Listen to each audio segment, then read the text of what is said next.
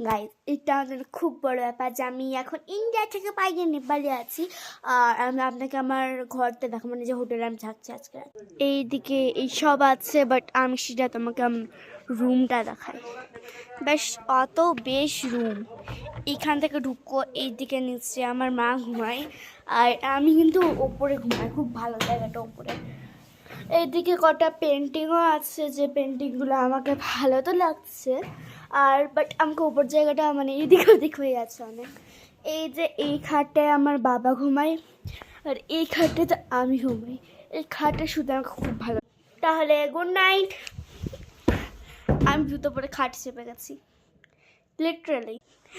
আমি লিটারালি জুতো পরে আছি, আর আমি লিটারালি খাটে শুয়ে আছি।